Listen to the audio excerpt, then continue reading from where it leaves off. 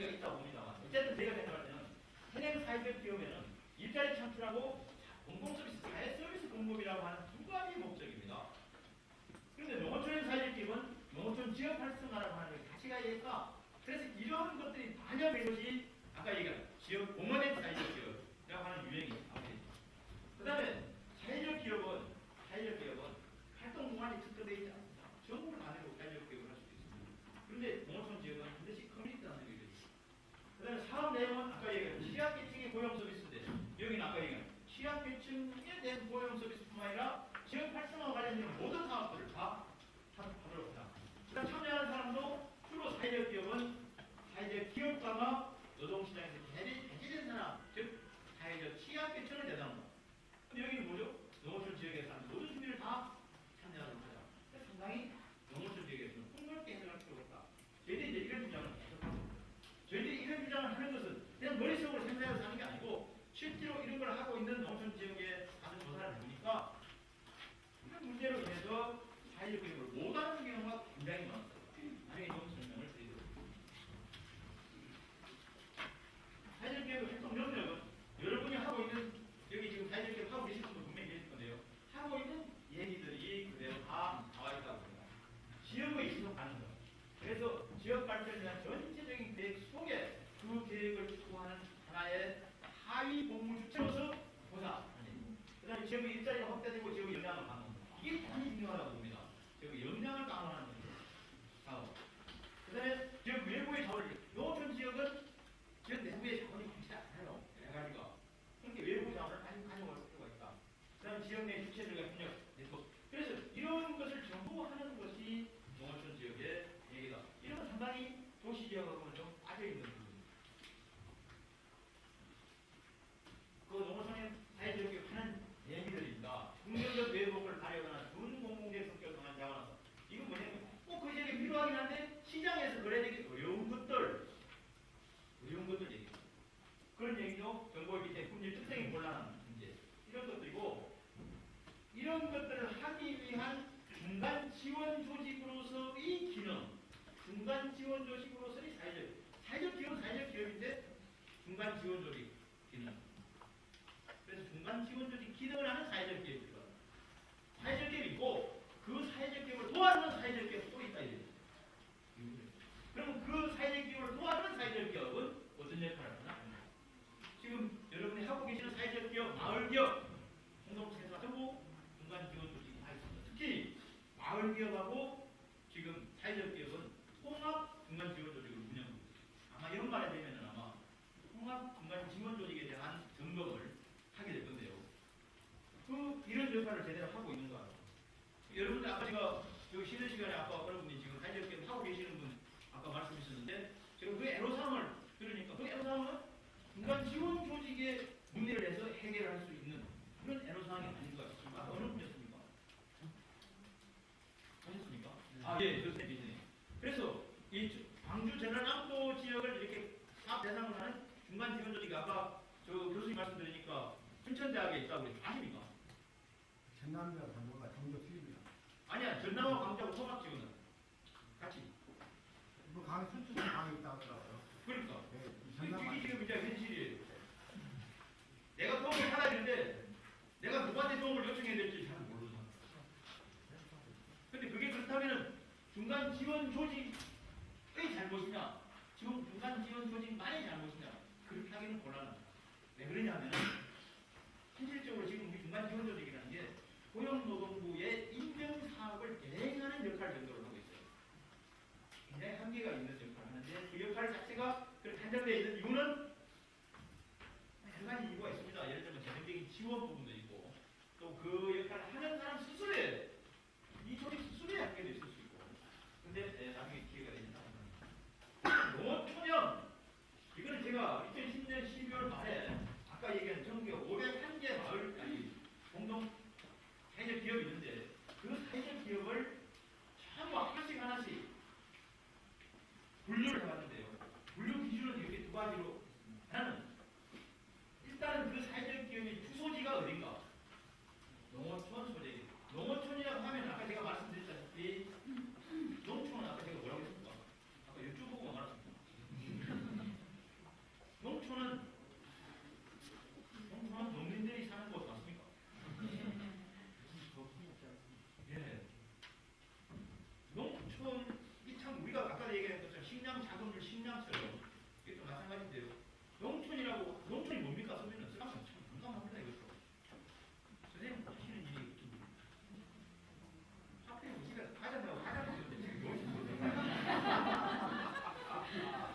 농촌은 흔히 농업 생산을 하는 곳 또는 농민들이 사는 곳 이렇게 얘기한대요. 굉장히 애매한 경우입니다. 이게 서울 서초동에 가면은 농민들이 있을까요, 없을까요? 있습니다. 그럼 서초동이 농촌입니까? 서울에는 서울시 농업기술센터가 굉장히 크게 있어요. 서울시 농가 숫자가 아마 연간 전체 인구보다 훨씬 많은 농가 숫자가. 그러다 보니까 농촌이 뭐냐 이렇게 있는데 어쨌든 이게 개념이 하나가 아니에요. 예를 들면 이것도 관리법의 농촌을 정의하는 거하고 농어촌 정비법의 농촌을 정의하는 거 다른데 어쨌든 농촌이라 하면 일반적으로 행정구역이 읍면 이하 지역은 농촌입니다. 그럼 도시는 어디입니까? 어? 시? 아니 생각해봐. 읍면동 말해버리네. 읍면하고 같은 레벨에 있는 게 시군이 아니잖아요. 읍면하고 같은 레벨에 있는 것은 동이잖아요. 읍면 동이잖아요. 그러면 행정구역이 동으로 돼 있는 건 전부 다 뭐라는 얘기죠? 도시라는 얘기죠. 그러면 예를 들면은 자 순창군에 무슨 동이 있다면은 그 동은 사실은 농촌인데 순창군에 동이 있을까요? 없을까요? 없습니다. 순창군에는 순창읍이 있고 면이 있잖아요. 그래서 1읍 몇 개 면 이렇게 있고. 근데 순창군 전체는 농촌 지역 이렇게. 광주는 광주 남구 이게 무슨 동이라고요? 진월동 이라고 하면 진월동은 농사 짓는 사람 있어도 진월동은 도시. 그래서 주소지가 읍면 이하로 되어 있는 사회적 기업을 다 일일이 주소지를 조사하고 그렇게 하면 이게 100개가 나와요.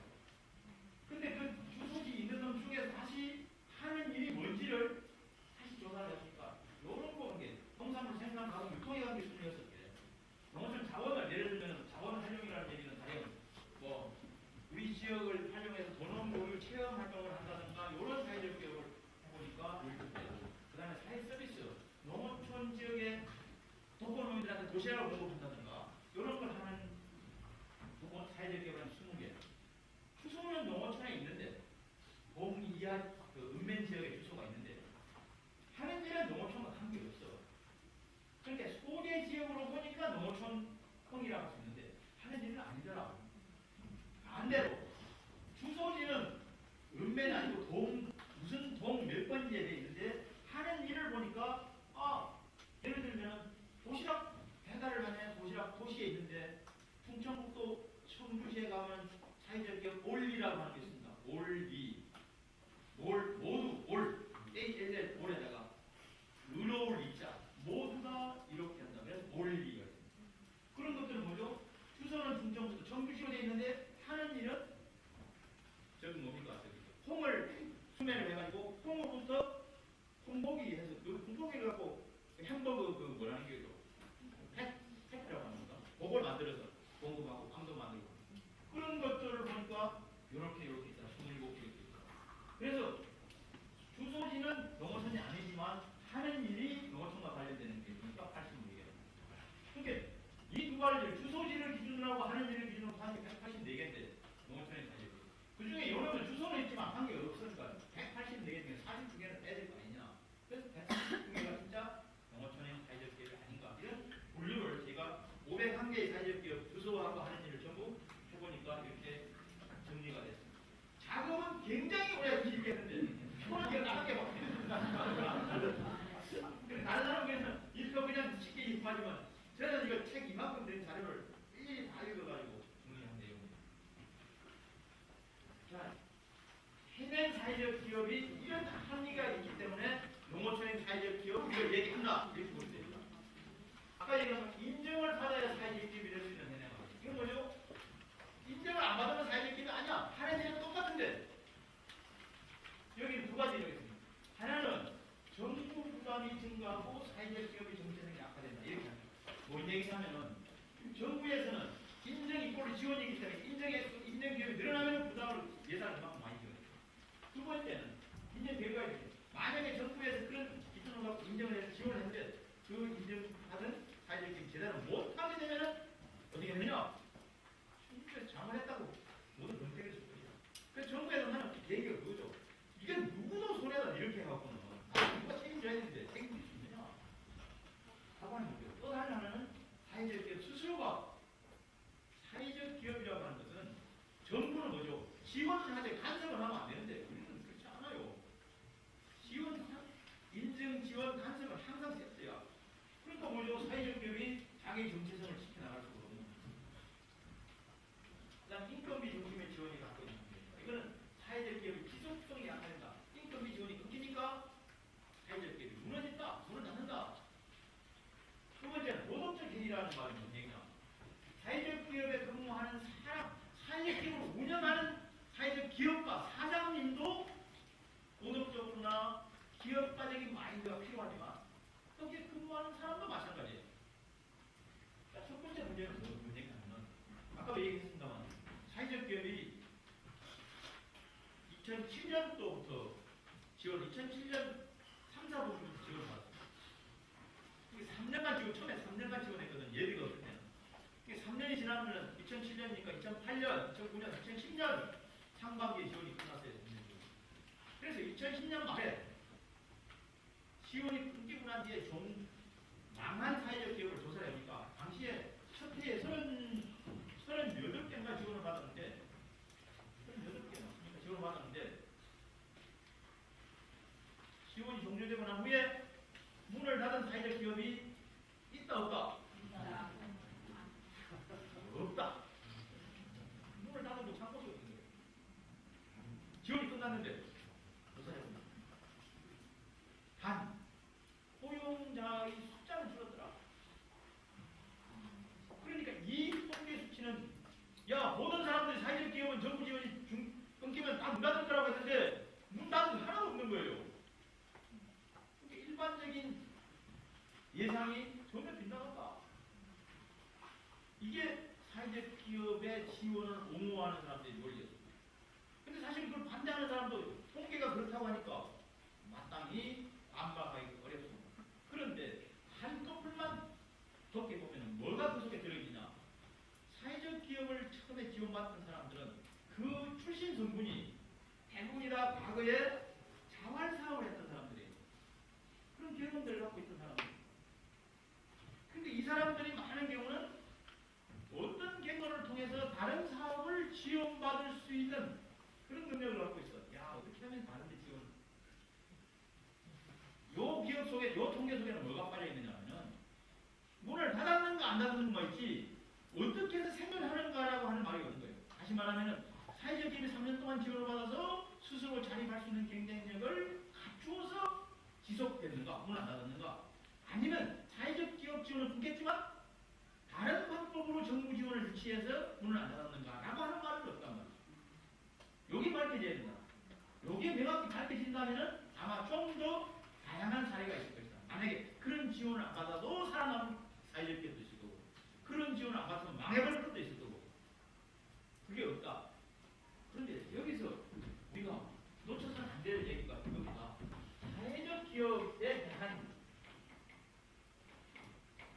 사회적 기업에 대한 또는 사회적 기업의 수익과 사회적 기업의 지출 이 두 가지를 잘 알아야 돼요.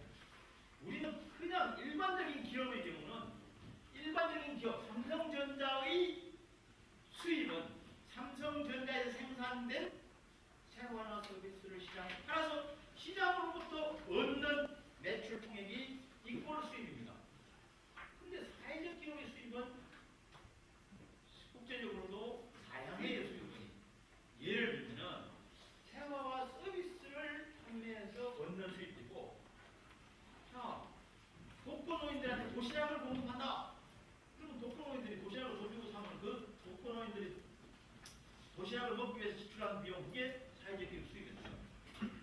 또 다른 면으로는 그런 취지에 공급하면서 후원하는 후원 수입도 마찬가지입니다. 또 그런 사회적 기업의 좋은 취지를 투자하는 투자 수입도 있습니다. 자, 내가 사회적 기업에 100만 원을 투자할게. 투자라는 얘기 나중에 다시 회수한다는 얘기죠. 유럽은 그렇게 많이 합니다. 세수를 할 때 뭐냐면은 내가 삼성전자에 투자하는 삼성전자 주식을 한번 투자하는 거고 그건 나중에 계산을 받아요. 근데 여기는 사회적 기업이니까 내가 100만 원 냈지만 5년 동안 쓰고 나중에 그냥 나한테 100만 원만 줘. 이런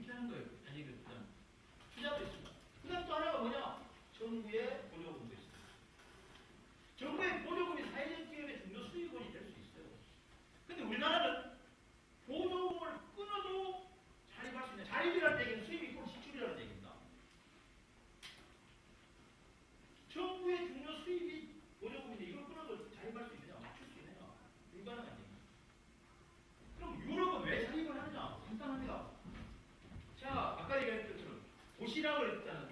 독거노인한테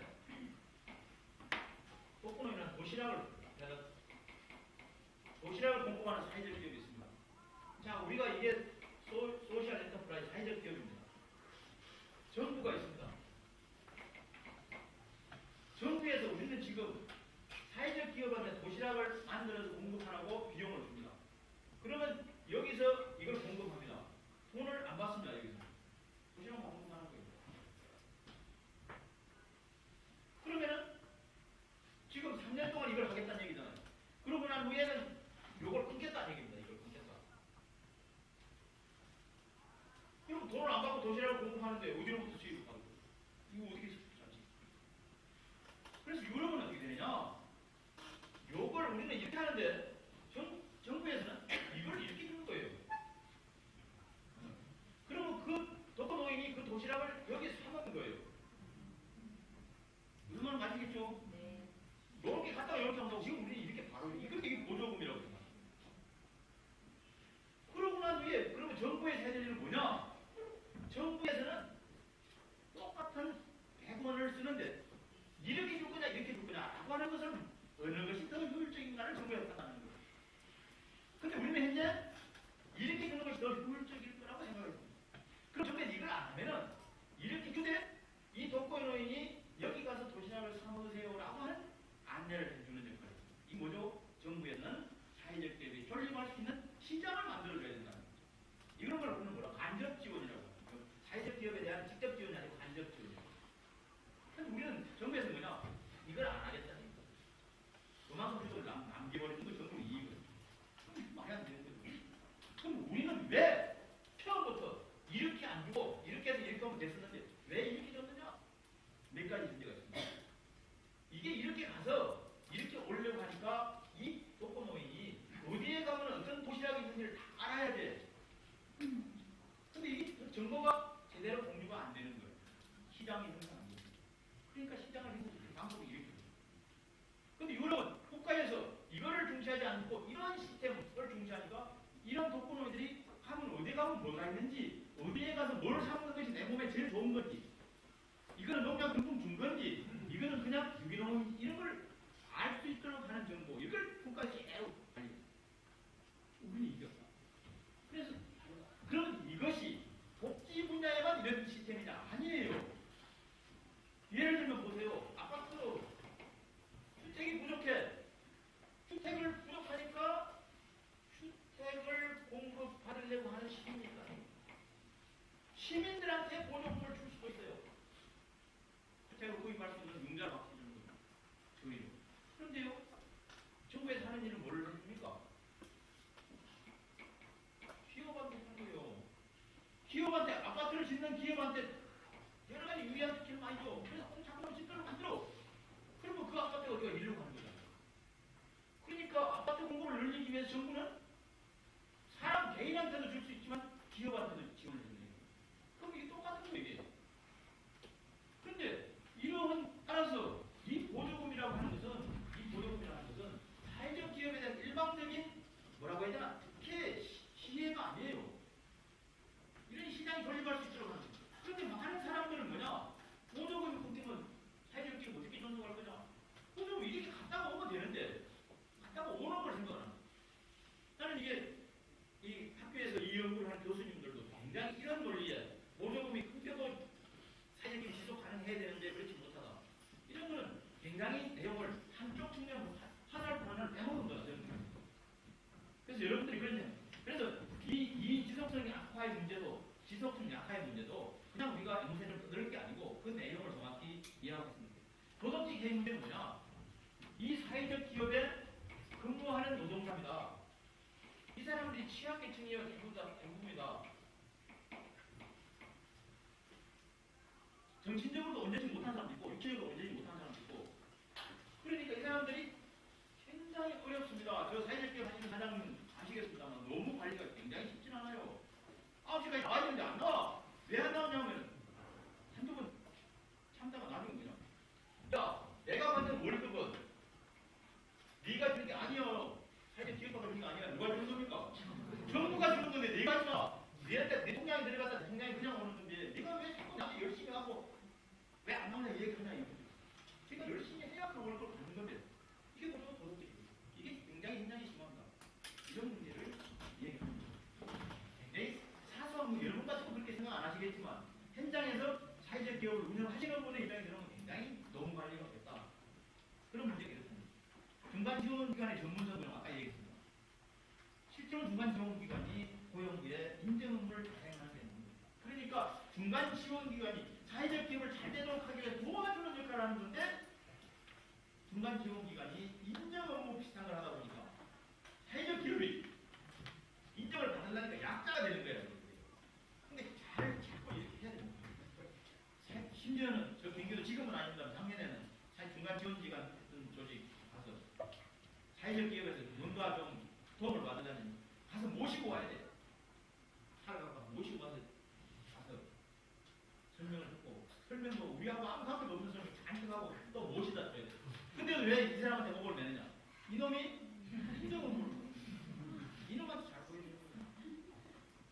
이런 문제가 이런 것들이 아까 얘기했지만 그 인정기관 자체의 문제일 수도 있지만 지금 시스템적으로 그런 구조적인 한계가 그러니까 육성 저희가 농어촌 지역에 26개 정도 사회적 기업을 조사해 보니까 사회적 기업과 육성 과정이 있습니다. 성공회 대학이라든가 성명대학 이런 데 있는데 그걸 수리한 적이 있는 사람 분들하고 하나도 없어요.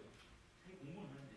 그래서 저희들은 뭐냐 앞으로는 사회적 기업을 육성하려면 반드시 일정한 사회적 기업 육성 과정을 그걸 뭐 어디에 가서 들어야 된다 이렇게 정할 필요는 없지만 사회적 기업 육성 프로그램을 적어도 몇 시간 이상을 이수를 해야 사회적 기업을 설립할 수 있도록 하자. 왜? 사회적 기업을 운영하는 사람이 사회적 기업을 모르는 사람이 많아요. 여기 강진에 가면 굉장히 큰 사회적 기업이 있습니다. 근데 그 사회적 기업은 자기가 기업을 요만큼 하다가 사회적 기업 제도가 생기니까 요만큼 더 붙였어요. 이거 지금 근데 이거 떼가 해보면 돼. 사회적 기업 뭔 상관이 있어? 2억만. 그런 사람도 있더라. 그래서 이런 얘기입니다. 그 다음에 일자리 창출 중립하고 그래서 일자리 창출이라고 하는 것만 보니까 농촌 지역하고 안 맞는 게 너무 많아요. 사회적 기업에 취업하게 되면은 농어민들은 여러 가지 정부로 지원을 많이 받습니다. 예를 들면 자녀 학자금 융자부터 시작해서 여러 가지 지원을 많이 받는데 아버지가 농어촌에 있는 사회적 기업에 취업을 했어요. 그러니까 그 학자금을 관리하는 공무원은 뭐냐면 이 아버지가 사회적 기업에 월 23만 원짜리 사회적 기업에 취업했는지 삼성전자에 취업했는지 똑같은 회사에 취업한 거 똑같아요. 그러니까 학자금 지원 준다. 또 농어촌하고는 많이 다르다는 게 뭐냐? 농어촌은 겨울철에는 일이 없어요. 들판이랑 일이 없잖아. 그 다음에 일이 많을 때는 새벽부터 나가서 해야 돼. 일요일날 햇빛 쨍쨍 나도 사회적 기업은 근무시키면 안 됩니다. 토요일날. 월요일날 비가 흡수같이 쏟아지는데 들판이랑 일을 할 수 있습니까? 그래도 일을 해야 돼요. 근데 뭣도 모르고 일요일날 막 아침부터 밤 10시까지 일 시키고 이런 거예요. 그래갖고 월급 다 줬어. 나중에 지금 요즘은 그런 거 보완하는 게 만들어졌으면 처음에는 그래갖고 다 하니까 나중에 연말을 다 관계하고 그만큼 사회적 기업가 다 내놔요. 네. 너희 막 토요일날 일요일날 일 시키면 안 되는데 왜 시킨다 이거예요. 농촌 현실하고 다른 게 너무 많은 거예요. 이런 문제가 막 나오니까 요즘은 대체근로 계약 이런 걸 해서 시간적인 여유라든가 또는 이런 휴일 근무 이런 것이 가능하도록 제도가 조금 보완되고 있습니다만 이런 문제. 그 다음에 무엇보다도 정책의 수용 능력과 공급 양의 부족.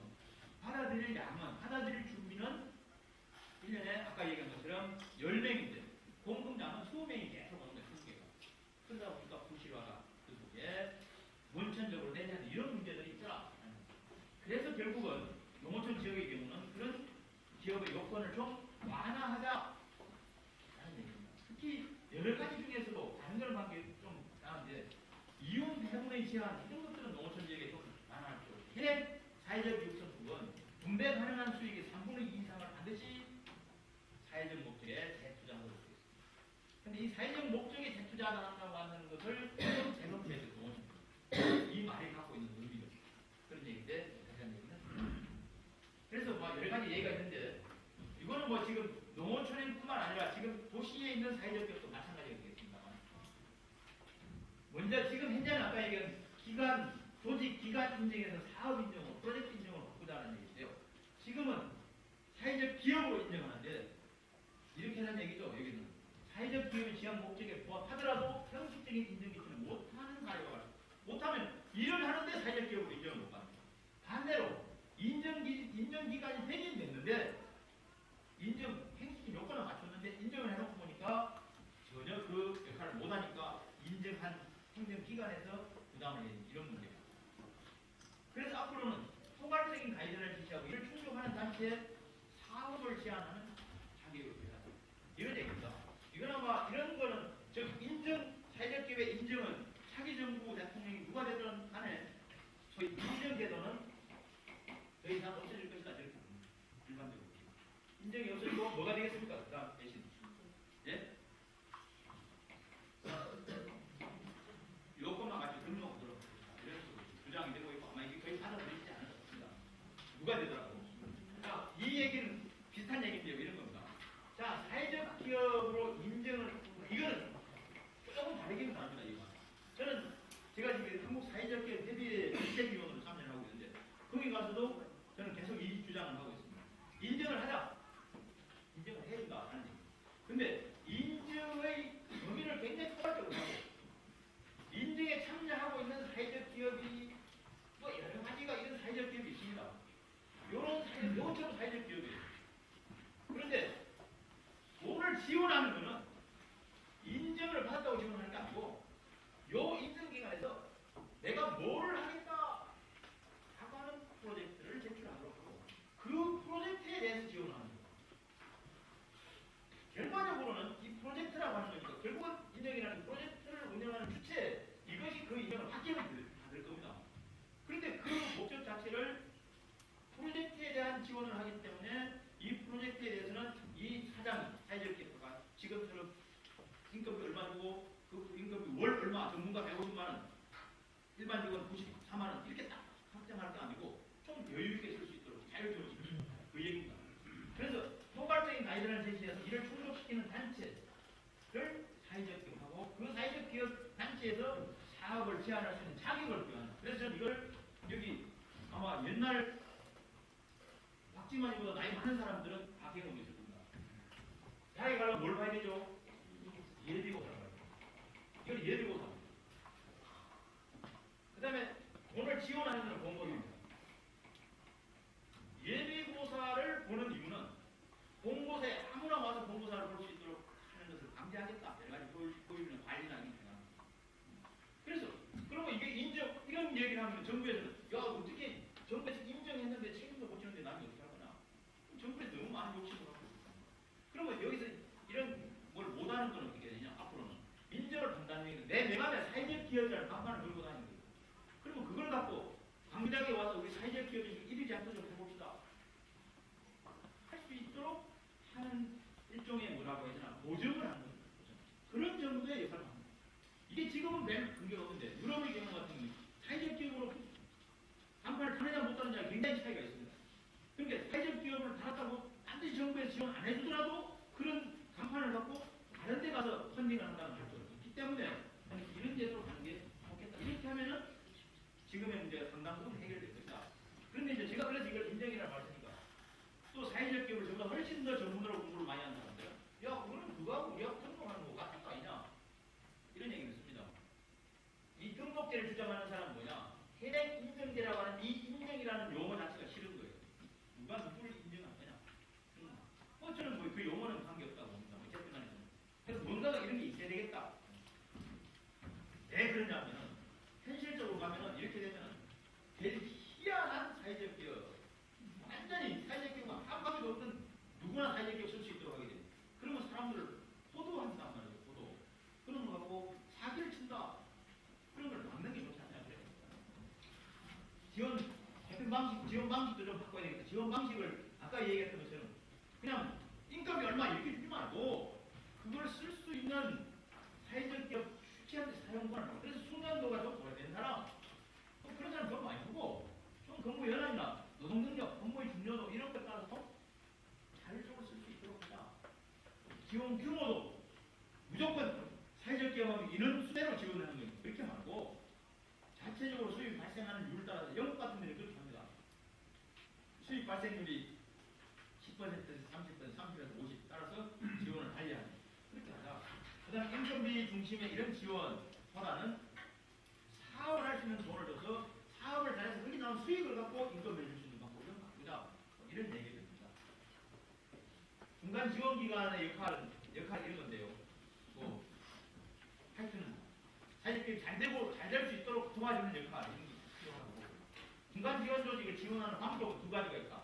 하나는 농어촌인 사회적 기업과 별도로 지원하는 경우입니다. 이게 지금 우리나라에 하고 있습니다. 무슨 얘기냐? 농어촌인 사회적 기업이 많이 써. 전국의 사회적 기업이. 그런데 사회적 기업 중간 지원센터는 요 사업 예산과 별도로 줘서 움직이로 하는 방법입니다. 밑에 있는 건 뭐냐? 농어촌 중간 지원 조직에 별도로 지원 안 해요.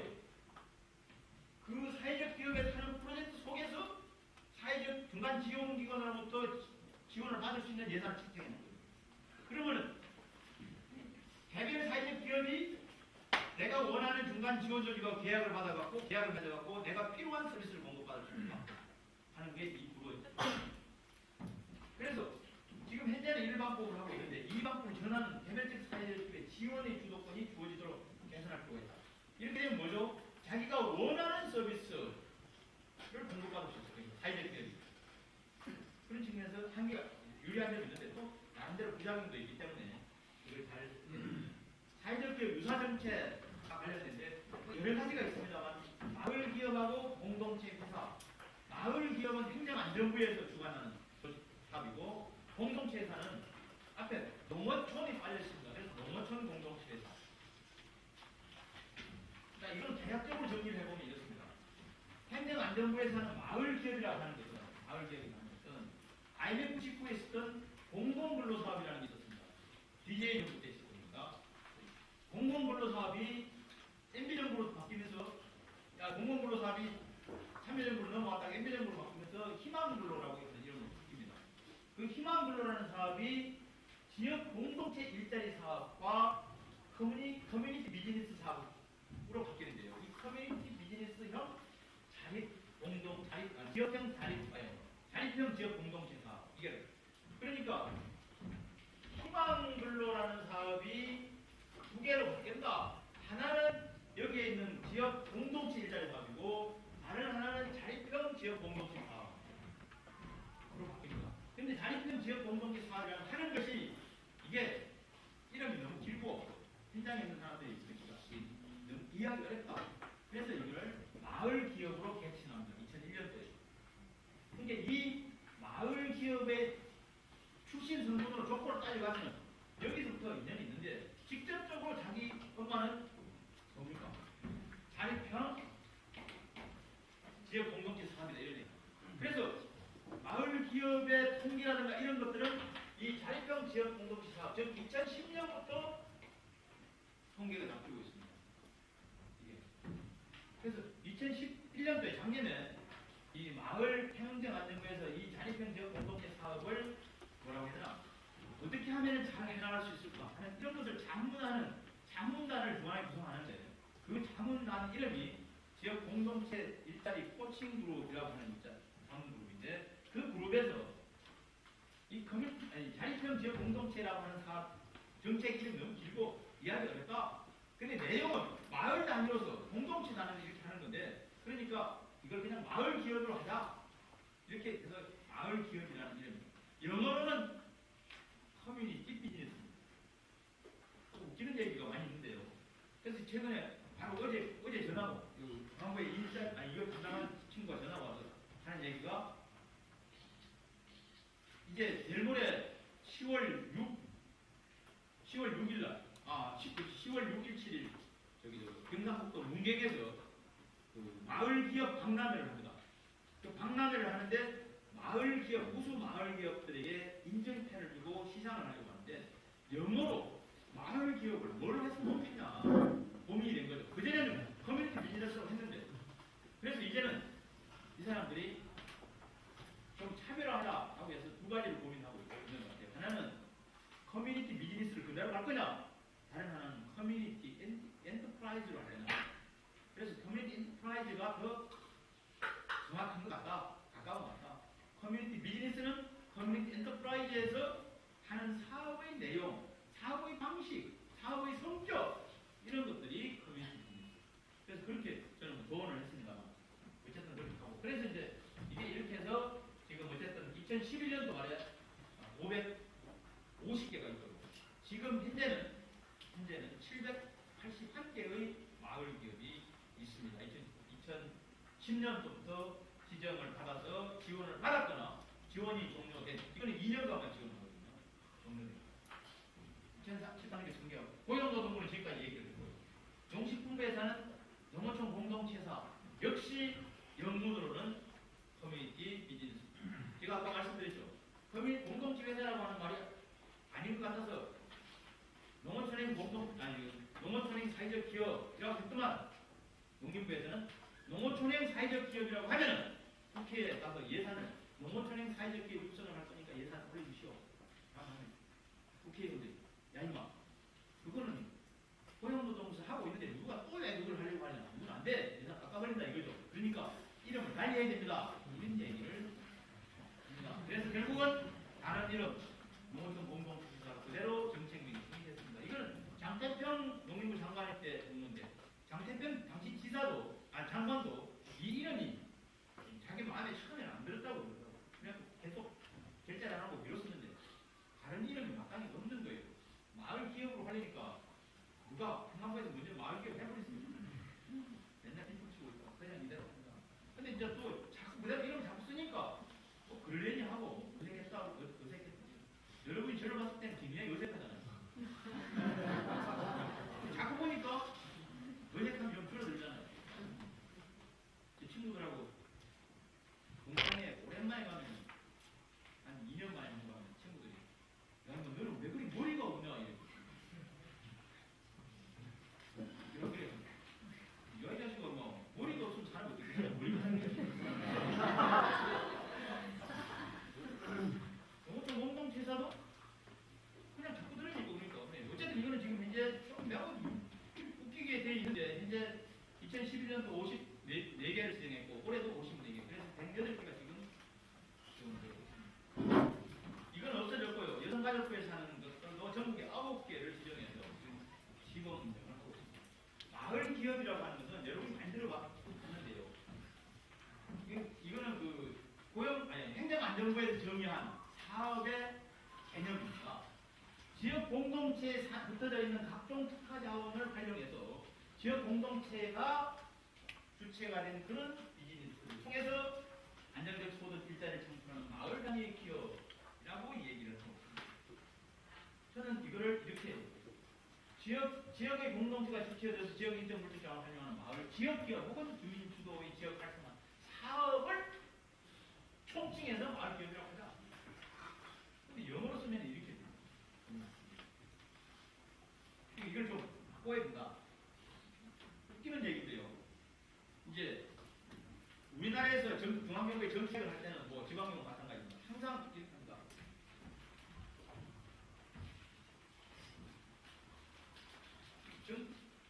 정책 이름을 뭐를 쓰고 이게 왜 필요하냐?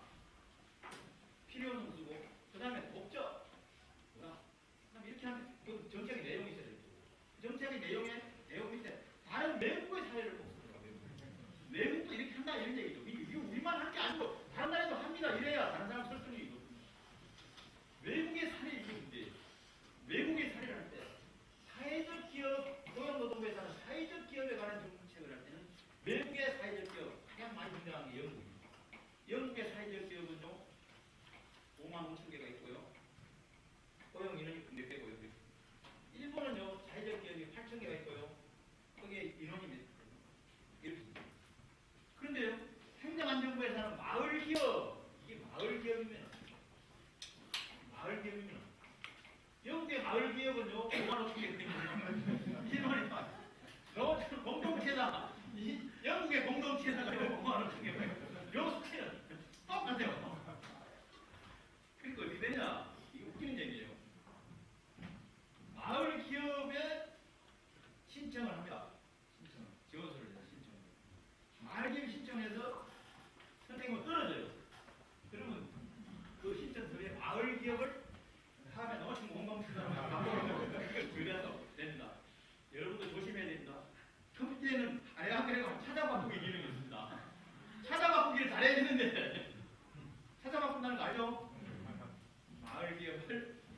이 단어 농어촌 공동체 바꿔요. 이걸 제대로 안 바꿔보면 어떻게 되는 줄 아세요? 농어촌 공동체에서 지원 서류에 마을 기업 지원합니다 이렇게 나옵니다. 이렇게 나오면 어떻게 되겠습니까? 심사하는 사람 후선적으로 떨어지겠죠. 이런 일들이 굉장히 많습니다. 이게 뭘 해결할까? 나는 너무 정부에서 유사한 정책을 경쟁적으로 하고 있기 때문에 지금 현장에서 헷갈리는 거예요. 중앙정부 잘못하는 거야. 그래서 이런 것을 총괄하는 별도의 부서를 갖고 영국은 이거를 제3색다청이라고 하는 별도의 부서를 갖고 그 제3색다청도 최근에 이름을 바꿨습니다만 우리나라도 이런 걸 하기 위해서 이번 다음 차기 정부에서는 지금 이런 진영에서 공약을 계속 주장을 이 대선 후보 캠프에다가 계속 공약을 이런 걸 채택해주세요 계속 일종의 뭐라고 해야 되나 건의를 하는데 건의문 속에 이런 부분만 나오는 공통적인 건의는 뭐냐? 대통령직 속에 사회적 경제위원회를 만드세요. 그 사회적 경제위원회라고 하는 것은 뭐를 얘기하느냐? 예를 들면은 협동조합 문제, 협동조합. 여기서 말하는 사회적 기업, 그 다음에 여기서 말하는 마을 기업, 공동체사, 자활, 이런 사회적 경제 영역을 총괄적으로 다루는 지금 자문위원회가 아니고 실무력, 실행력을 겸비한 위원회를 만들어서 그 위원회가 점차로 독립된 행정부서로 자, 지금까지 우리는 예를 들면 지금 현재 여성가족부라고 하는 부서도 여성부가 만들기 전에 청와대 직속으로 뭐 했었냐? 여성위원회였어요. 여성위원회에서 심의만 하는 게 논의만 하는 게 아니고 거기에 집행할 수 있는 공무원들이 있습니다. 그게 독립된 게 여성부고 오늘날 여성가족부. 그럼 이번 정부에서 차기 정부에서 사회적 경제위원회라고 하는 그런 명칭을 달고 그런 걸 총괄하는 기관을 만들고 이게 차츰 사회적 공감대를 확산해서 예를 들자면은 사회적 경제부로 하든지 아니면 사회적 경제성으로 하든지 이런 형태로 가야 될 거 아니냐. 그렇게 되면은 이런 문제가 해결될 거 아니냐. 그래서 어쨌든 이런 거고 마을 기업의 특징은 이런 겁니다. 이 특징은 농어촌행 사회적 기업하고도 비슷하고 그 다음에 농어촌 공동체 회사의 사업 특징하고도 거의 유사합니다. 그 얘기는 다 뭔 얘기냐? 이게 우리가 그냥 지어낸 말이 아니고 영국이나 일본에서 하는 그런 커뮤니티 비즈니스의 특징을 우리말로 번역한 얘기입니다. 커뮤니티 비즈니스가 마을 기업도 되고 아까 얘기한 대로 공동체 사업도 되고 하니까 이게 똑같을 수밖에 없습니다. 할머니가 얼마 너무나 같다는 얘기죠. 이거는 마을 기업은 주민 주도의 지역 밀착입니다. 그쪽 지역의 주민이야. 이게 사회적 기업하고 좀 다릅니다. 사회적 기업은 그 사회적 기업가가 그쪽 지역의 주민일 필요는 없습니다. 사회적 기업가는 서울에 있고 그 사회적 기업은 광주에서 활동합니다. 또 그 사회적 기업이 광주도 있고 대구도 있고 부산도 있을 거예요. 근데 이건 다르다는 얘기예요. 마을 기업. 그 다음에 영리를 제일 목적으로 하지 않는 적정 규모, 적정 이익입니다. 무슨 얘기냐면 마을 기업이기 때문에 이윤이 발생하지 않으면 안 됩니다. 이윤을 남기면 남는데 이윤추가 제일의 목적이 아니에요. 적정한 이윤. 이게 지속성을 유지해요. 영리를 목적으로 하는 기업적 비즈니스와 개인 기업하고 돈을 안 받고 무료로 활동하는 자원봉사 활동가의 중간 영역입니다. 이 일본에서 나온 책들을 보고 있습니다. 기업은 종사하는 사람 입장에서는 기업은 영리 추구를 목적으로 하기 때문에 자기 사회적 가치를 실현하고자 하는 사람은 하지 않는다. 두 번째, 자원봉사 활동하는 사람들은 자원봉사를 움직이는 사람 입장에서도 내가 보수를 안 주기 때문에 이걸 좀 이렇게 해라, 저렇게 해주시오 라고 하는 그런 요구를 하기 힘들다. 책임성이 늘어나. 그래서 이 자원봉사 활동 갖고는 안 되겠다. 그 다음에 개인적 기업도 나는 선호하지 않는다. 그런 게 중간 지역에 커뮤니티 비즈니스가 필요하다. 뭐 이거는 그래서 비슷하고 농어촌 공동체하고 유사 사업 명칭 이런 것들은 다 거의 할아버지로 따지면 거의 비슷하다. 약간 다르다면 이런 차별성을 하고 있습니다. 마을 기업 혹은 공동체에서는 지역 자원을 발굴하고 지역사회 문제를 해결하기 위해서 사회적 기업은 아까 얘기한 취약계층보다 사회적 약자, 사회적 취약계층 그런 사람을 대상으로 하는 거고 수익성과 공익성 어느 걸 더 중시하느냐 상대적으로 마을 기업이나 공동체는 수익성을 조금 더 우선시한다. 공익성이 하지만 상대적으로 공익성. 범위는 아까 지역적인 거, 이거는 전국적으로. 그다음에 사업 범위도 마을 기업은 사회적 기업에 비해서는 상대적으로 경제적인 수익을 좀 더 상대합니다. 그 기업의 경우는 아까 제가 설명을 했습니다만 희망근로 전에 공공근로가 있었고 공공근로가 희망근로가 됐고 그 희망근로가 아까 얘기한 것처럼 지역 공동체 자산하고 자립형 지역 공동체가 되었다. 그런 얘기입니다. 그래서 2010년도에 시작됐고 2011년도에 본격적으로 도입됐다. 본격적으로 도입됐다는 얘기는 2011년도에 처음으로 마을 기업이라고 하는 이름으로 사업이 시작됐다. 이런 얘기입니다. 이거는 2011년도 9월인데 통계 수치가 늘 바뀌고 있기 때문에. 그런데 이 통계 수치도 최근에 제가 정리한 글이 하나 있습니다만 내년에 10월 6일 날 이 마을기업 박람회 때 발표를 하려고 정리한 게 있는데 거기 781개로 되어 있는데요. 이 수치가 다 틀려요. 예를 들면은 2011년도에 나온 자료는 2011년도 말에 전국에 550개겠습니까? 이렇게 되어 있다고 하는데 지금 2012년도에 나온 2011년도 말 통계는 2011년도 말 통계는 이건데 그래서 이 시계적인 자료를 맞추기가 단순히 어려운데 이런 차이가 있다 이런 겁니다. 신전략은 뭐 지역에 있는 자원을 지역에 있는 사람들이 행정적인 지원을 받아서 잘 보자. 관련된 법이 없어요. 그래서 이 법을 자꾸 만들려고 하는데 개인적으로 저는 법을 만드는데 반대를 하고 있습니다. 반대를 하는 이유는 간단합니다. 저는 개인적으로 이 마을 기업 아까 얘기한 지역 일자리 코칭 그룹에 제가 참여를 해서 뭐 마을 기업 중에서 이런저런 심사를 하는 데 참여를 하고 있는데 반대하는 건 이런 겁니다. 지금 우리나라는 사회적 기업 육성법이라는 법이 있습니다.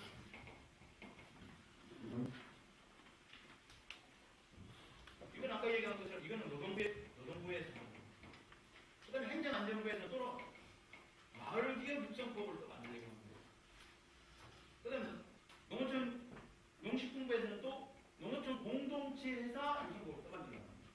근데 이건 어떻게 해요? 법을 만들려고 하는 취지는 간단합니다. 행정안전부에서 이 사업을 하다가 나중에 대통령 바뀌면 없어져 버릴 수도 있으니까 법을 만드는 건 어떻게 되는 거죠? 그 법에 근거해야 되기 때문에 지속성을 한다 이런 얘기입니다. 근데 저는 이걸 하지 말고 앞으로 이 사회적 기업 육성법을 사회적 경제 육성 지원법을 하든지 이렇게 해서 사회적 경제 전체를 관장하는 기본법을 하고 이거예요. 요 기본법 밑에 개별적으로 이런 사회적 기업, 마을 기업, 공동체사를 다루는 이런 것을 할 수 있도록 이런 도책을 가자. 그래야만 어떻게 되느냐? 요 법과 요 사업과 사업 사이에 연계가 가능하다. 그래야 시민 효과를 하는데 만약에 이거를 별도의 독립된 법 하나씩 하면 완전히 따로 전혀 협력이 안 되니까 이거는 낭비다. 저는 거기서 저 혼자 이런 얘기를 하니까 굉장히 왕따를 당하는데요. 이렇게 지금 하려고 지금 있는데 이거 하면 될 겁니다. 왜냐하면 중앙부에 살려면 안 될 일이 없어요. 다른 날 농식품부에 살려면 안 될 일이 있는데 어쨌든 이런 거 만들려고 지금 하고 있습니다. 사업 유행은 그러니까 이걸 지금 못하고 있는 이유 중에 하나는 청와대에서 이걸 다루는 사회적 경제를 다루는 비서관이 있는데 이 비서관이 경실련에서 오래 일을 했던 시민운동 여기서 전체 크로스체크를 다 하고 있는데 이걸 못하게 하는 거예요.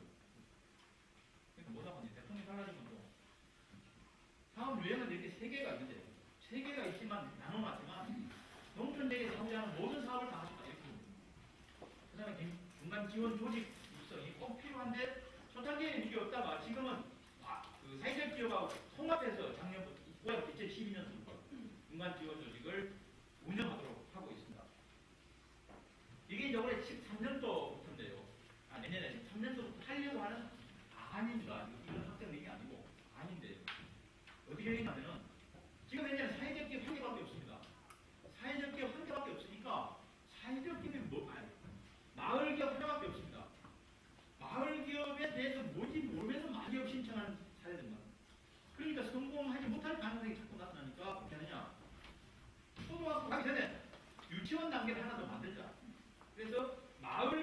지원을 하고자 하는 사람은 반드시 공동체 만들기 과정을 먼저 거쳐라. 일종의 마을 기업을 준비하는 과정에 1년 정도는 사전 교육하고 50개의 학교를 운영하겠다. 그럼 돈이 필요하잖아. 그래서 돈을 대충 이렇게 해서 한 2천만 원 정도 지원.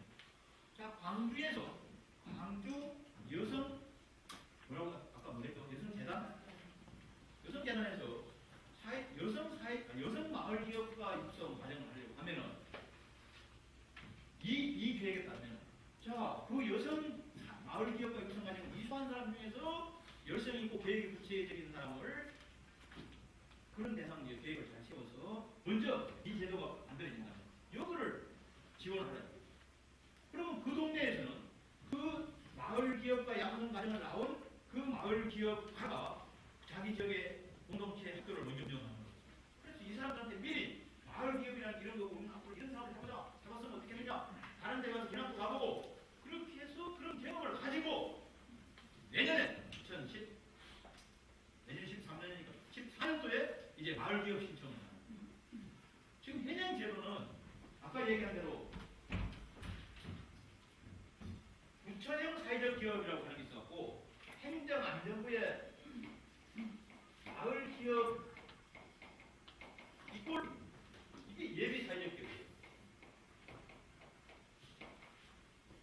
예비 사회적 기업입니다. 무슨 행정안전부형 예비 사회적 기업 딱 같이 되도록 돼 있어요. 이게 제도는 이렇게 돼 있는데 현실적으로는 아직도 어떻게 되냐? 아직도 마을 기업은 지원을 2년 해줍니다. 2년. 첫 해에 얼마입니까? 5천만 원이구나. 5천만 원 플러스 2천만 원이야. 3천. 3천만 원이고 작년에 처음으로 2011년도에 처음으로 만들어진 제도가 우수 마을 기업으로 지정되면은 2천만 원을 더 받습니다. 그럼 최종적으로 3천만 원을 받는 거예요. 1억을 받는 거예요. 그럼 2년, 이게 2년입니다. 2년을 하고 다시 예비 사회적 기업 신청을 하고 다시 인정 사회적 기업을 신청하도록 돼 있어. 지금 현재 제도는 현행 제도. 그러니까 이거는 2년, 3년하고 7년이죠. 실제로는 앞으로 어떻게 될 거냐? 요 2년은 이하고 연계해서 운영해서 이것 요대로 하면은 요 전에 공동체 만들기 예비가 1년이 돼 있어. 이런 과정을 거치죠. 그러니 이건 아직 시행되지 않습니다. 그래서 요 과정을 거친 마을 기업에 대해서는 거친 공동체에 대해서는 마을 기업을 지원할 수 있도록 하고 그 마을 기업에 지원되면 아까 얘기한 것처럼 5천 플러스 3천을 지원해. 첫 해에 5천, 특별한 하자가 없으면 그 다음에 3천. 근데 그 2천, 5천을 지원, 5천, 3천을 지원받은 기업 중에서 잘하는 기업을 30대 정도 뽑아가지고 우수 마을 기업으로 선정하겠다. 우수 마을 기업을 선정해서 그 중에 잘하는 기업에 대해서는 아까 얘기한 우수 마을 기업 선정의 기업에 대해서는 추가로 2천만 원을 줍니다. 그래서 1년도, 작년도의 경우는 전국에 16개 마을 기업이 우수 마을 기업으로 선정돼서 2천만 원의 인센티브를 받습니다. 지금 요 시간에, 요 시기에 이번 주부터 다음 주까지 2012년도 우수 마을 기업 현장 실사를 지금 이미 시작했고 다음 주까지 끝납니다. 그러니까 그런 걸 요걸 합니다. 올해는 아마 한 20개 정도 할. 그 다음에 이제 요까지, 지금 현재 요밖에 없는데, 앞으로는 요걸 하나 더 하겠다는 얘기예요. 요 마을 기업 중에서 정말로 잘하는 마을 기업, 요 특징은 아까 얘기한 마을 전 주민이 참여하는, 소수가 아니고 전체가 공동체적이 참여하는 그런 마을 기업이 중견 마을 기업의 경우는, 여기 이제 대표적인 예가 인천 치즈마을하고 완주 안덕마을이라고 예를 들어놨는데, 잘 아시죠? 예. 이런 쪽 같은 경우는 한 마을에 5억씩 3년을 지원했어요. 아주 파격적으로. 그래서 일종의 사후 관리를 했어요. 이게 5억이 될지 얼마 될지 모르겠지만 이런 행태로 분명히 확인을 할 겁니다. 이런 계획을 합니다. 확정은 안 되는데 이런 움직임, 이런 방향으로 지금 얘기가 진행됩니다. 농어촌 공동체사는 현행 마을 기업은 도시 지역과 농어촌 지역을 포괄하고 있습니다. 그런데 여기 농어촌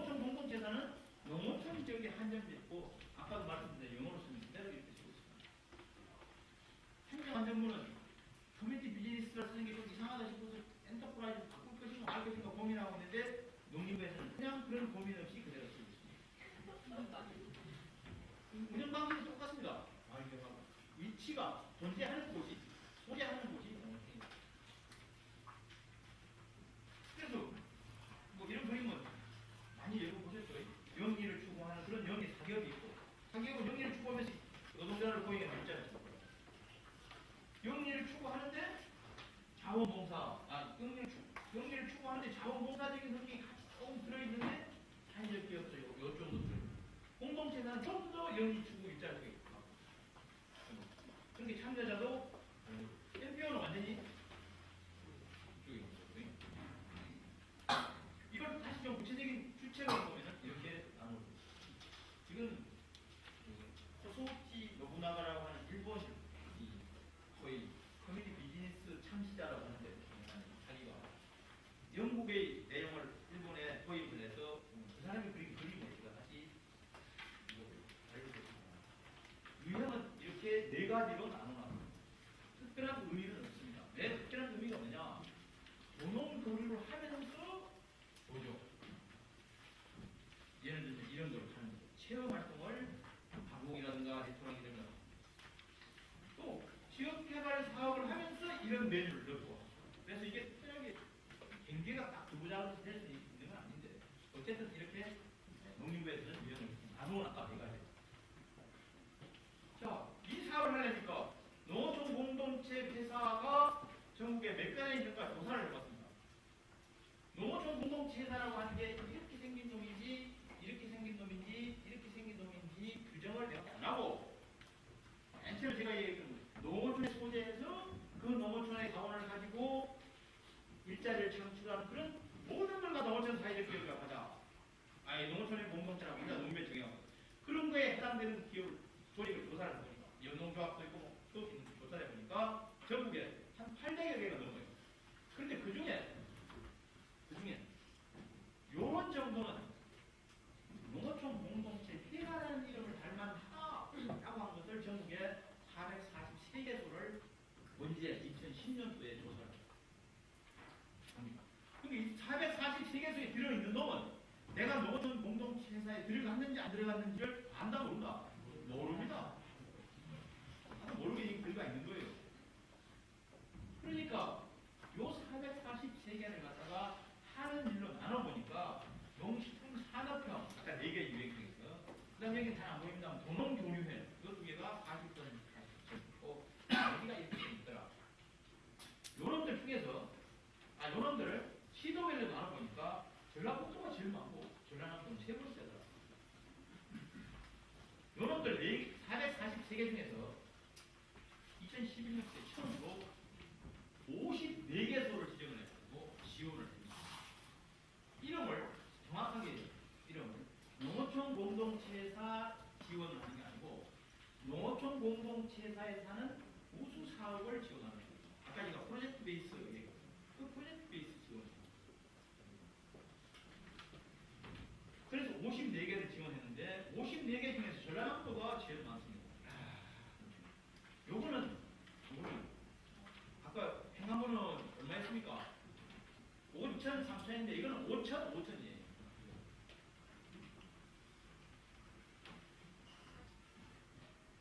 이런 거고 지원 금액은 연간 5천만 원인데 최대 2년 동안 지원을 해줍니다. 그래서 최대 1억입니다. 쓸 수 있는 돈은 주로 내구재를 구입하는 데는 안 됩니다. 뒤집어 얘기하면 뭐죠? 아까 제가 얘기했어요. 443개 중에서 이게 운영을 하고 있어. 근데 여기가 이거 랜드를 좀 잘게 하고 난다든가 포장들을 좀 잘게 하고 요렇게 잘하면은 요런 것만 좀 지원하면은 좀 더 잘할 수 있겠다 라고 하는 거다 보니까 내구재 구입보다는 좀 이런 저는 여전히 좀 궁금한 게 있는데요. 제가 서울시 공무원 대상으로 사회적 기업 하는데도 요건 아니고 사회적 기업 하면서 물어봤는데 잘 답변을 못 하더라고요. 혹시 여러분들 답변할 수 있으면 좀 가르쳐 주시기 바랍니다. 지원 금액이 연간 5천만 원인데요.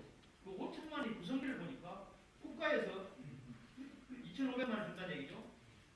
전라북도나 광주시에서 나머지 얼마 줍니까?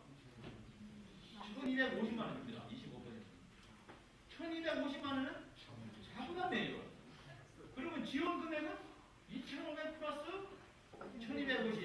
3,750만 원이 자부담 아니에요. 아, 지원이잖아. 그럼 지원 금액은 연간 3,750만 원이라고 해야 되는. 이걸 왜 5천만 원이라고 하냐, 이거. 지원하는 게 아니잖아요, 이건. 그럼 정부에서 꼭 이렇게 표현하더라고. 그러니까 정부에서 지원하는 금액이 엄청 많은 것처럼 풀리죠. 혹시 그 이유를 아시는 분? 예? 풀리죠. 못 풀리죠. 못 풀리려도 모르게 못 풀려야지. 더 뻔한데. 더 내가 생각할 때는 더 좀 한심스러운 거는 이런 얘기를 학자들도 안 하고 있어. 이용구 교수님. 아니 좀 이렇게 해야 되는데 아니 좀 궁금한 게 좀 많아야 되는데 그렇지 않은 것 같아요. 제가 머리카락이 자꾸 빠지는 이유가 있어요. 던진 사례는요, 좀 시간이 다 됐습니다만 한 15분만 정도 써도 되겠습니까? 네. 미안합니다. 토리식품은요, 철자에다가 2로 리자라고 하는 그런 토리인데 이건 경상북도 상주에 있습니다. 주로 유기농산물을 가공해서 생애에 공급하는 이게 지역 밀착도가 저희가 그 한겨레 경제신문사하고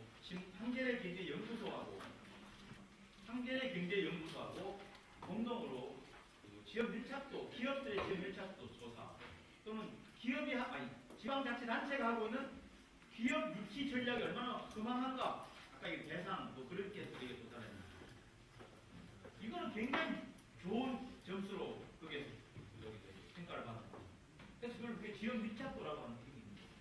이거는 2007년도 이게 원래 저기 경기도 고양에 있던 회사인데 그 자기 사장이 고향이 경상 상주라서 자기 고향에 가서 옮겨갔습니다.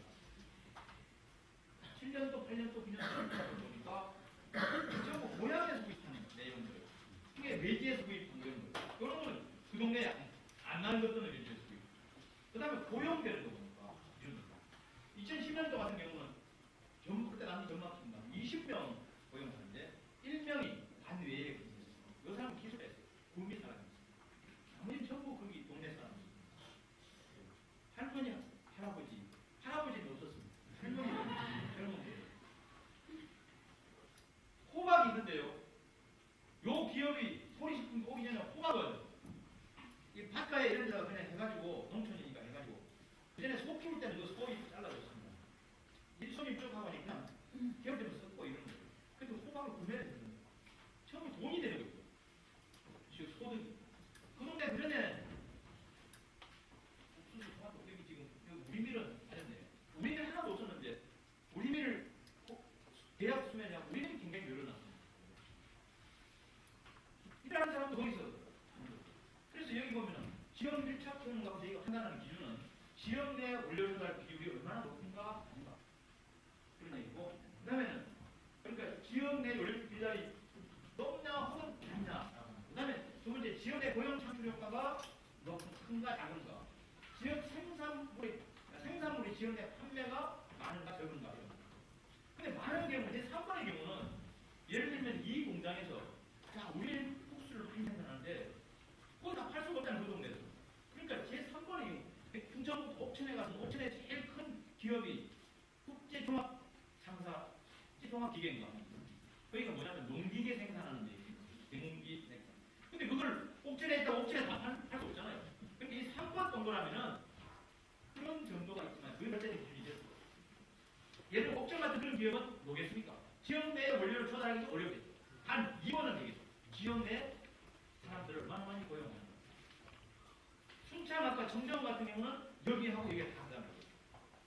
이런 걸 가지고 봤을 때 포리식품은 무슨 얘기나 적더라도 굉장히 지역 밀착성을 해서 우리가 말하는 지금 제가 말하는 사회적 기업이라든가 마을 기업, 공동체에다가 같은 역할을 하고 있더라.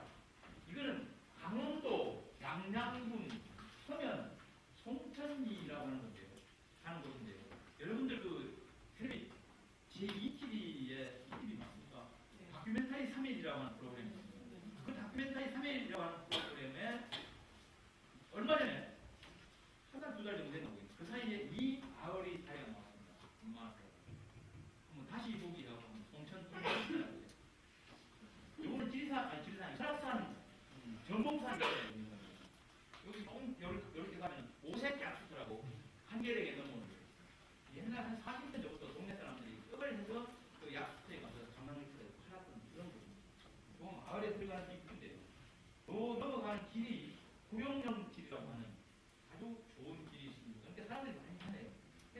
동네 저 안에 동대에서 생산하는 걸 여기 와서 판매를 합니다. 1년에 5억씩 합니다. 자, 잘 주민들이 잘 하니까 이건 굉장히 역사가 오래된 마을인데 떡 만드는 역사가 이 사람들이 공동으로 출자를 해서 조직을 만든 거는 그렇게 오래되지 않아요. 그래서 공동으로 출자를 해서 조직을 만들다 보니까 이런 떡을 만드는 일종의 공장입니다. 공장, 작업장입니다. 또 회의실 이런 것들이 만들어지게 지원을 했습니다. 이 동네는 2009년도 4월달에 만들었어요. 이렇게 했는데 이거는 떡을 만든 지는 35년, 40년 됐어요. 근데 이런 조직으로 정보화 마을을 받고 이렇게 해서 마을이 잘 되니까 기능하는 사람이 많아졌어요. 사람들이 그거라. 이런 것들을 보고 있습니다. 그래서 여기 지금 여기 2010년 병을 11월인데 연말 바로 11월인데 8월 지금은 한 10억 정도 정도고요. 그게 9년 연말에 이 마을로부터 받는 그 1년 수익이 한 2,400만 원 정도 생깁니다. 그게 200만 원짜리 월급을 받는데 이 사람들은 풀로 가서 일하는 게 아니에요. 풀로 새벽에 아침에 보내야 서울에서 그 떡을 받더랍니다. 떡을 하고 있는데 굉장히 재미있게 하고 있습니다. 여기는 마을 기업입니다. 작년에 16개 우수 마을 기업에 포함되었습니다. 이거는 참 제가 드리기가 좀 뭐한데요. 경상북도 경주에 있는 곳인데 이거는 그 굉장히 오래된 옥상서원이라고 하는 옛날 고택들이 좀 많이 있습니다. 그래서 그 고택의 집주인, 이제 나갔다가 들어온 집주인 중에 한 사람이 중심이 돼서 여기도 경북형 사회적 예비 사회적으로 운영을 하고 이런 일들을 하고 있습니다. 그래서 상당히 많은 이런 일들을 했는데 잘 하니까 잘 안 되는 일들